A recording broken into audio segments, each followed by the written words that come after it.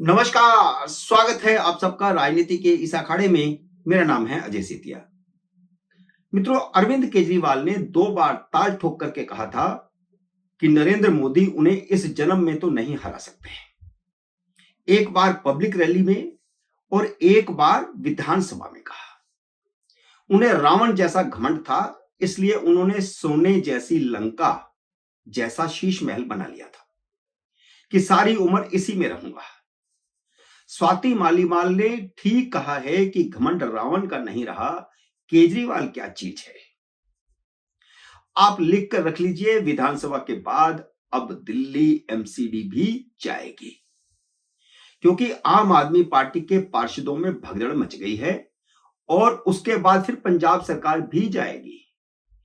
केजरीवाल ने तो हार मान ली है, लेकिन उनके पेड पत्रकार और यूट्यूबर हार नहीं मान रहे। वे तरह तरह के विश्लेषण करके बता रहे हैं कि आम आदमी पार्टी हारी जरूर है, पर बुरी तरह नहीं हारी। भाजपा जीती जरूर है, लेकिन कोई बहुत बड़े अंतर से नहीं जीती। उनका पहला तर्क यह है कि आम आदमी पार्टी 14 सीटें कांग्रेस के कारण हारी है। इन 14 सीटों पर कांग्रेस के उम्मीदवारों ने उतने वोट हासिल कर लिए जितने से कम वोटों पर आम आदमी पार्टी हारी। यानी अगर उनके वोट मिल जाते तो आम आदमी पार्टी का उम्मीदवार जीत जाता। लेकिन इनको यह नहीं पता कि राजनीति में 2+2 4 नहीं होते। कांग्रेस के उम्मीदवार न होते तो जरूरी नहीं था कि कांग्रेसियों के वोट आम आदमी पार्टी को मिल जाते, वे भाजपा को भी मिल सकते थे। लोकसभा चुनावों में दोनों पार्टियों ने गठबंधन के बावजूद एक दूसरे के उम्मीदवारों को हराया था। दूसरा तर्क वे ये देते हैं कि भाजपा को 45.56% वोट मिले, जबकि आम आदमी पार्टी को 43.57% वोट मिले। फासला सिर्फ 2% का है। कांग्रेस को जो 2% ज्यादा वोट मिला है, वह कांग्रेस को न मिलता तो केजरीवाल भी 34-35 सीटें जीत जाते। पहली बात तो यह है कि इस आंकड़े में ही बेईमानी है।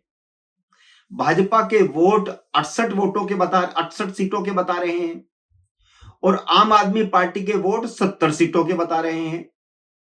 भाजपा के वोटों में उन 2 सीटों के वोट जोड़ने पड़ेंगे जो उसके सहयोगियों ने लड़ी थी। भाजपा 68 सीटें लड़ी थी, 2 सीटें उसके सहयोगी लड़े थे और यह बनता है कुल 47.17%। यानी अंतर 2% का नहीं है, अंतर 3.6% का है। यह नहीं बताते कि आम आदमी पार्टी को 2020 में 53.57% वोट मिला था, जो अब घटकर 43.57 हो गया है। 10% की गिरावट हुई है।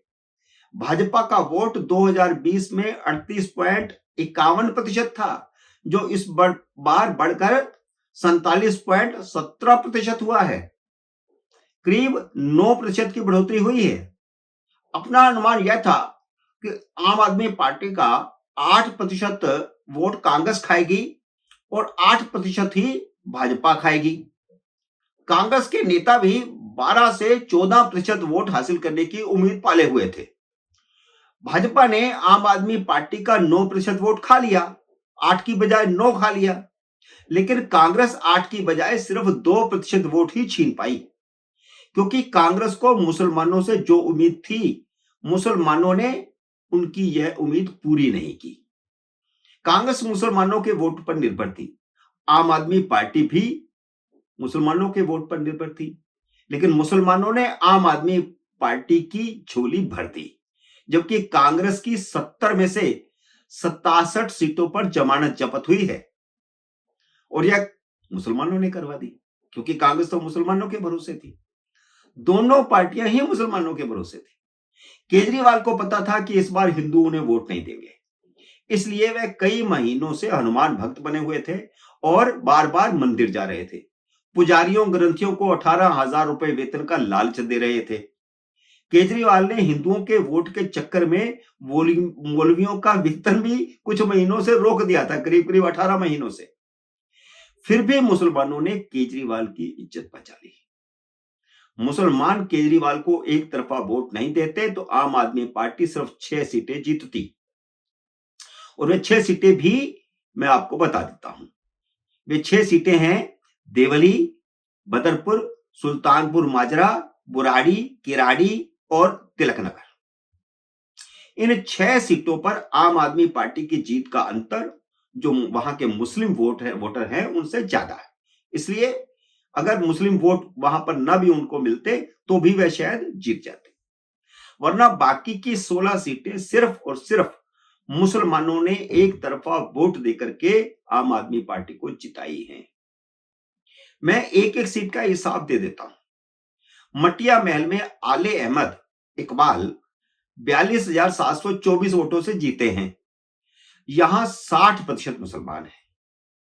इसके बाद सीलमपुर में जुबैर अहमद 42,477 वोटों से जीते हैं।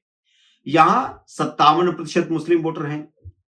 ओखला में अमानतुल्लाह खां 23,639 वोटों से जीते हैं। यहां 52% मुसलमान वोटर हैं। बल्लिन मारा से इमरान हुसैन 29,823 वोटों से जीते हैं। यहां 50% मुस्लिम वोटर है। और इससे कम जहां मुस्लिम वोटर हैं वहां केजरीवाल ने मुसलमानों को टिकट नहीं दिया। जैसे बाबरपुर में 41% मुसलमान वोटर हैं। 41% का मतलब है करीब करीब 80,000 मुस्लिम वोटर, क्योंकि हर विधानसभा क्षेत्र में लगभग 2 लाख वोटर हैं। यहां से गोपाल राय सिर्फ 18,994 वोटों से जीते हैं, 80,000 मुस्लिम वोट होने के बावजूद भी। तो आप अंदाज लगाइए कि हिंदुओं ने तो उनको वोट बिल्कुल नहीं दिया। इसके बाद 23% मुस्लिम वोटरों वाली सीमापुरी से वीर सिंह दिगान 10,368 वोटों से जीते हैं। चांदनी चौक में 30% मुस्लिम वोटर हैं, यानी 60,000 मुस्लिम वोटर हैं। इसके बावजूद पुनर्दीप सिंह साहनी सिर्फ 16,572 वोटों से जीते हैं। तुगलकाबाद में 16% मुस्लिम हैं और आम आदमी पार्टी के सही राम 14,711 वोटों से जीते हैं। 16% का मतलब है 32,000 वोटर। सदर बाजार में 17% मुसलमान हैं और आम आदमी पार्टी के उम्मीदवार सोमदत्त 6,307 वोटों से जीते हैं। तो 17 का मतलब 34,000 मुस्लिम वोट, और वो जीते कितने में? 6,307 में। कोंडली में 10% यानी 20,000 मुसलमान वोटर हैं और आम आदमी पार्टी के कुलदीप कुमार 6,293 वोटों से जीता है। दिल्ली कैंट में 5% यानी 10,000 मुस्लिम वोटर हैं और वीरेंद्र कुमार कादियान सिर्फ 2,029 वोटों से जीता है। करोल बाग 6% मुसलमान हैं, यानी 12,000 मुस्लिम वोट हैं और विशेष रवि आम आदमी पार्टी के 7,430 वोटों से जीते हैं। गोकुलपुर में 12% मुस्लिम वोटर हैं और आम आदमी पार्टी के सुरेंद्र कुमार सिर्फ 8,207 वोटों से जीते हैं। और कालकाजी में भी आतिशी मालिना हार जाती, वह सिर्फ 3,521 वोटों से जीती है और कालकाजी में 10% यानी 20,000 मुस्लिम वोटर हैं। अंबेडकर नगर, जहां से अजय दत्त 4,230 वोटों से जीते हैं, वहां 8% मुस्लिम वोटर हैं, यानी 16,000 मुस्लिम वोटर हैं। इसके बावजूद वह 4,230 वोटों से ही जीते, यानी हिंदुओं ने तो वोट नहीं दिया। पटेल नगर में 7% यानी 14,000 के करीब मुस्लिम वोटर हैं और आम आदमी पार्टी के उम्मीदवार प्रवेश रतन 4,041 वोटों से जीते हैं। तो आप अंदाजा लगा लीजिए कि कितनी सीटें मिलती, सिर्फ 6। अगर मुस्लिम वोटर एक तरफा आम आदमी पार्टी को वोट न देता तो भारतीय जनता पार्टी की सीटें 55-56 आती। मित्रों, उम्मीद है मेरा ये वीडियो आपको पसंद आया होगा। इसे लाइक और शेयर कीजिए। अगर आपने मेरे YouTube चैनल को अब तक सब्सक्राइब नहीं किया तो कृपया सब्सक्राइब करके अपना आशीर्वाद दीजिए। जल्दी मिलते हैं अगले वीडियो में किसी अन्य विषय के साथ। तब तक नमस्कार।